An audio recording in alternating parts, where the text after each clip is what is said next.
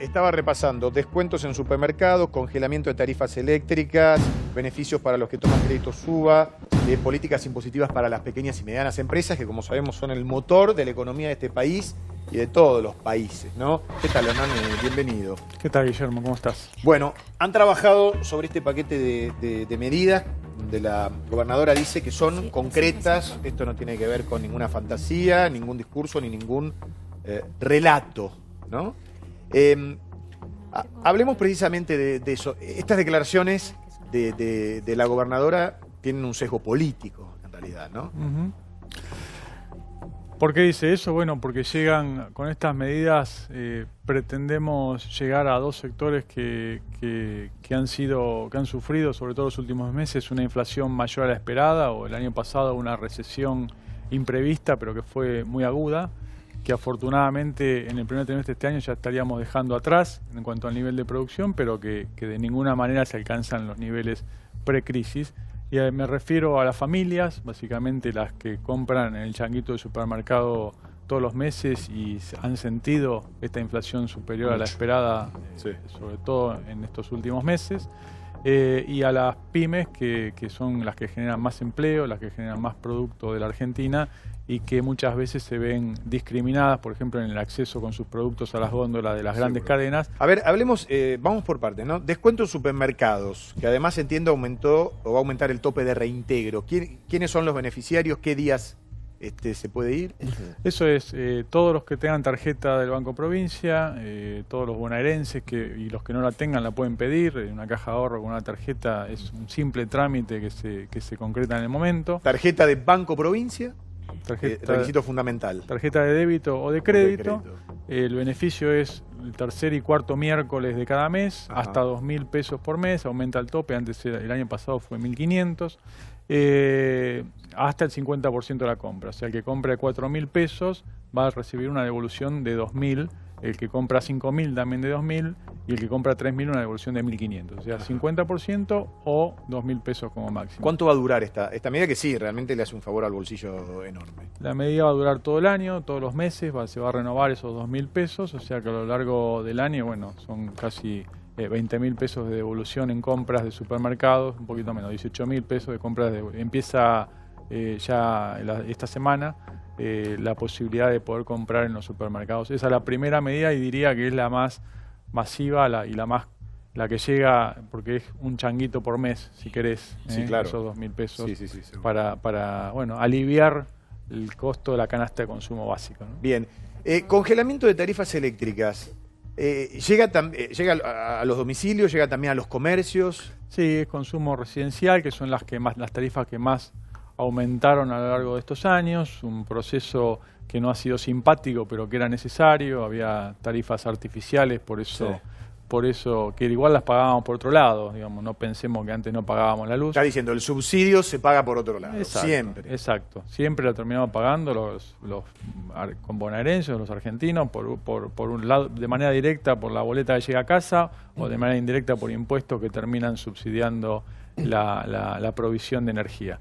Bueno, eso se ha sincerado a lo largo de estos años. Entendemos que tenía un peso ya demasiado gravoso para esta circunstancia, entonces la semana pasada el Gobierno Nacional congeló la factura. La boleta tiene dos componentes, la generación y la distribución. En la provincia es competencia de la distribución.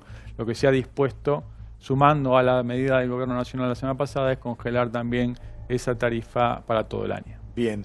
Pequeña y mediana empresa, yo decía, hoy muchos alicaídos, con miedo a instalar, con mucho gasto fijo, bueno, con toda la problemática que conocemos, pero que en definitiva conforman creo que el 60-70% de la economía a nivel general. ¿Cuáles son esas políticas impositivas que también le van a dar una ayuda? Ya del año pasado redujimos impuestos y este año también de ingresos brutos a las pymes, bajando la carga impositiva sobre la producción. Lo que se agrega ahora son líneas de crédito específico para sectores como textil y calzado, que son sectores que no es de este momento, sino que hace varios años que tienen problemas de competitividad, dan 60.000 puestos de trabajo en la provincia, son unas 5.000 empresas del sector.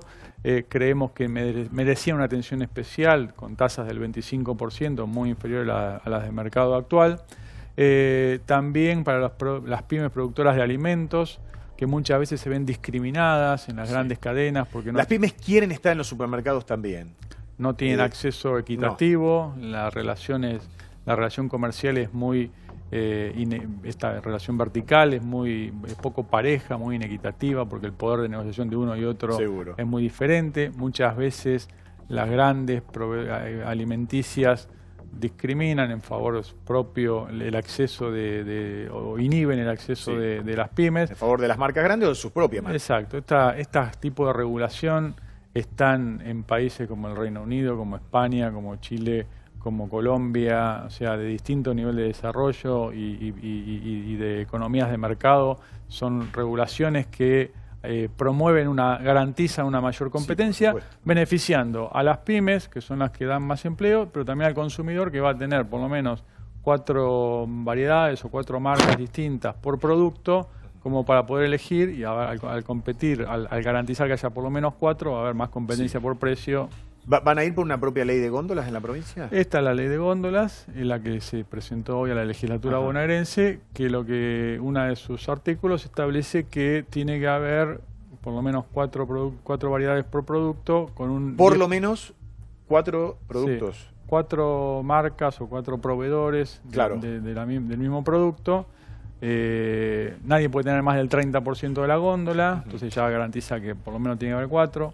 La pyme por lo menos tiene que tener un 10%. Bien. Por supuesto que hay distinta naturaleza de productos, sí, claro. pero bueno, eso entendemos que garantiza una competencia mínima y un acceso al mercado equitativo de todas las empresas. Y una necesidad que hoy imperiosa tiene la pyme. Vamos a abrir el juego, Débora. Buenas noches, ministro. Otra de las medidas que hoy anunciaba, y acá lo hablamos mucho, por eso le quiero preguntar sobre ese tema, que es el tema de los créditos UVA. Lo que ustedes han anunciado es que la cuota no puede superar el 30% del ingreso familiar. Usted pone un ejemplo de alguien que debiera estar pagando hoy 14.000 pesos, que pagaría 12 con un sueldo promedio, etcétera.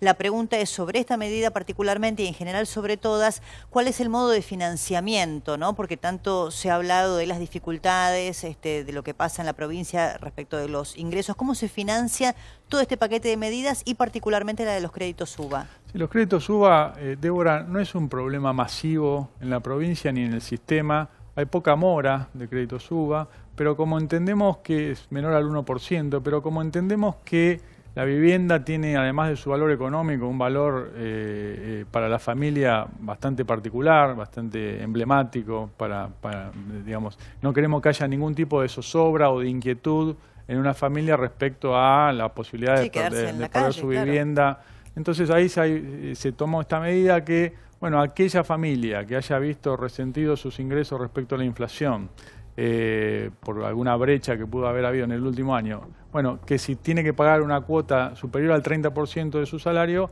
bueno, se topea en ese 30%.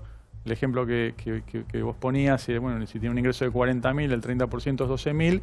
Si la cuota fuera superior a eso, se corta en 12.000. ¿Y quién se hace cargo de esa diferencia? El banco. El propio banco lo absorbe. Sí. Entendemos que eso, como son casos, no es masivo, como es más, el banco tiene dados 17.500 préstamos, más o menos un 30% de ellos, unos 5.000 podrían estar en esa condición.